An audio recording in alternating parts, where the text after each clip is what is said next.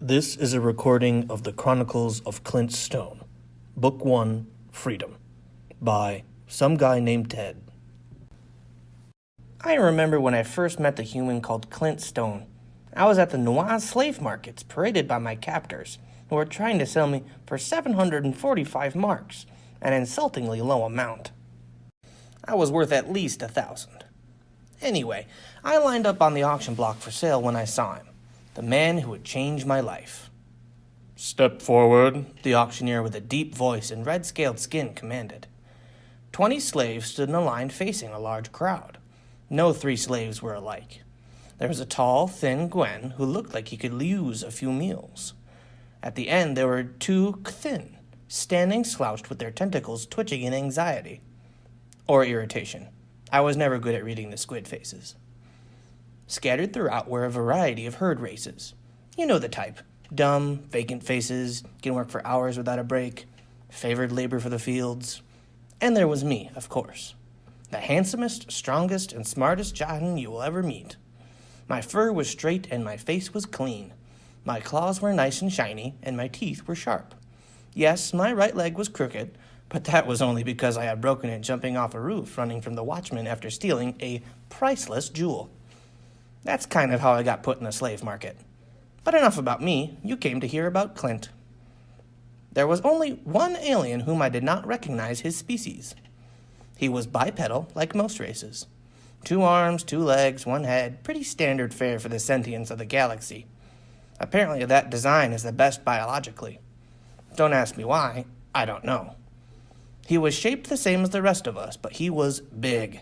I'm talking enormous here.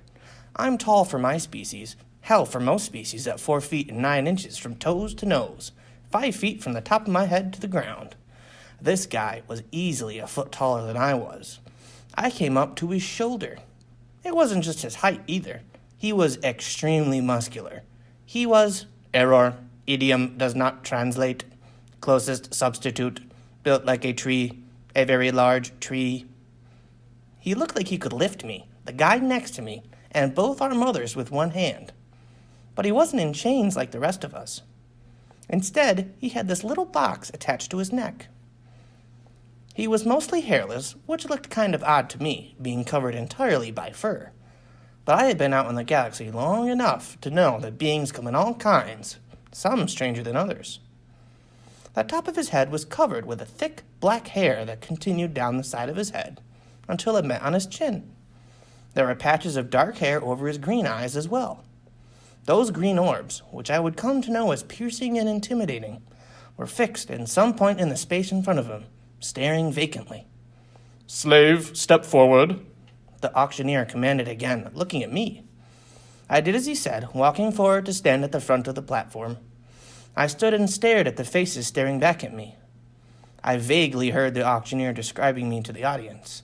My dashing good looks, my strength, Wait a minute, I'm not an impudent little wretch. I turned my head to look at the auctioneer, but my neck chains prevented that from happening. "Sold to the Mentas in the red suit for 575 marks, cried the auctioneer. What? I had been sold for 575 marks. This was a disgrace. I should have been worth twice as much. "Bring forward the human," the auctioneer boomed. 2 of his helpers pushed the strange alien toward the front of the cage. "Folks, have we got a treat for you. One of the biggest, strongest alien races out there. The humans have yet to be added to the market, except for today. Taken fresh from his home world, this hulking specimen is the pinnacle of labor force. During tests, he demonstrated strength levels of over 9,000 Raxin. He can labor for days without tiring. That's right, days. You don't want to miss this opportunity to get your very own human slave.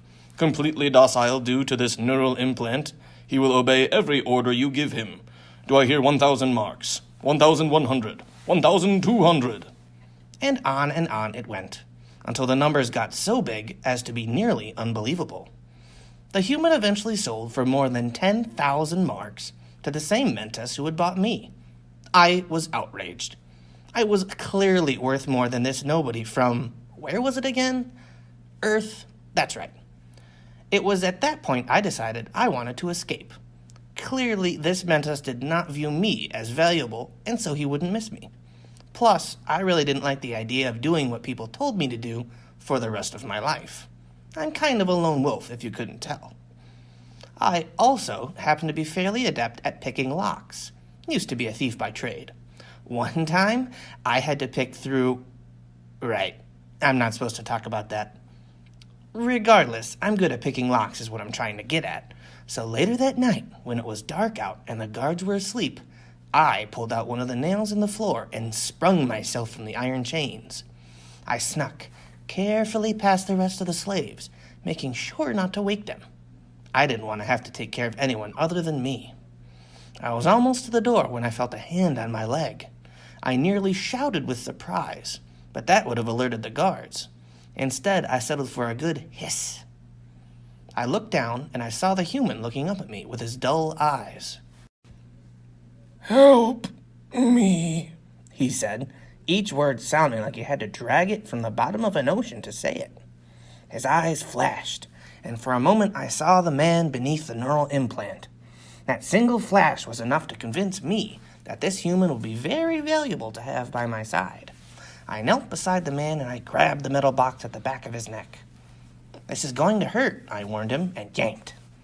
It came off with little resistance. I was surprised. Whenever I had to pull one of these things off my friends, it took much more effort and a lot more blood. This human barely had a trickle.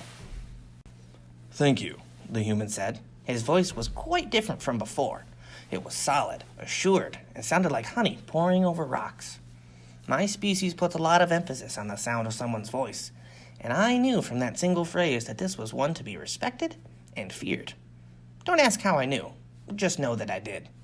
He stood, rubbed his neck where the device had been. Standing this close to him made him seem even larger than he was. I had to crane my neck to see his face.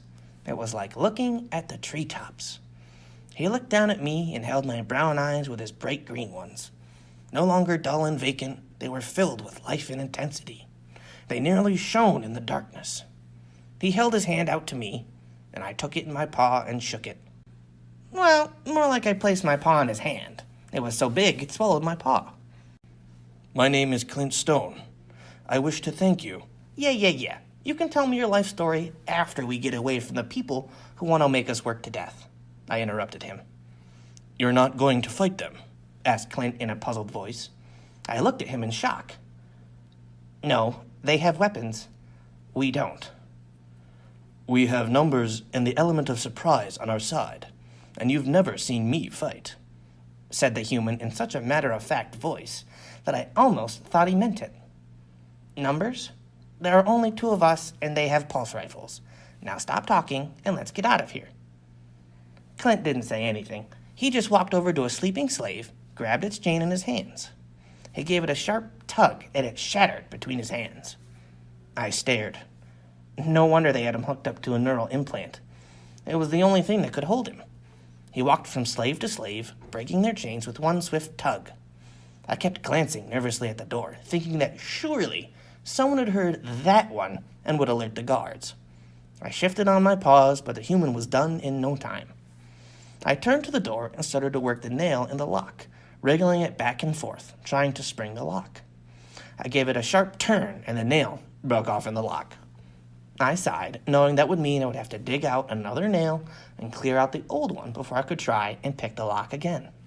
I felt the presence of the rest of the slaves, awoken by the sounds of tearing metal. Clint took one look at the door and kicked it down. The door slammed into the hallway opposite with a loud crash. The guards had to have heard that. They had. A pair of them ran down the hall toward the slave pens, rifles held at the ready.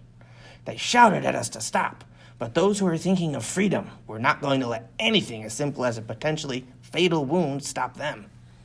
The freed slaves tried to escape down the hall, but the guards shot them down. In the leg, of course. No reason to kill property. The rest of the slaves scattered, frightened by the pulse fire and the blood. Not Clint. He walked down the hallway, marching towards the guards. I yelled at him to stop. He was going to get himself killed. But he didn't. The guards were startled by the sight of a giant walking down the hallway towards them, and they fired. Clint ducked under the pulses and rolled towards the guards. He sprang back to his feet and sprinted at the guards. They seemed so surprised that they didn't fire again until Clint was close enough to touch them, and by then it was too late. Clint grabbed a hold of each of their necks and smashed their heads together. I could hear the bones break from here. Clint motioned for me to follow him down the hallway, and I was too shocked by the ease with which Clint dispatched those 2 guards to follow. Perhaps he hadn't been exaggerating when he said he could take out the whole garrison without a problem. A noise sounded behind me, and I hurried after Clint. The hallway turned into a doorway, and that doorway led to a landing pad. On that landing pad was a ship of Mentas design. I'm guessing it belonged to the same Mentas who bought me and Clint. I hesitated at the door, looking back. Clint continued on without me, walking towards the ship. "You coming or what?" asked Clint. "Where are we going?" I responded. "I don't know," the human replied. "But we've got a whole galaxy to choose from." And from that day forward, Clint and I have traveled the stars, facing monsters you cannot imagine, discovering lost civilizations, saving all manner of beings from the slave trade, getting into fights. Hell, we even got into a war once. But those are stories for another time. This has been a recording by Uncle Lyle for my fiancé and anyone who loves HFY. I hope you liked it, and remember to come back next time.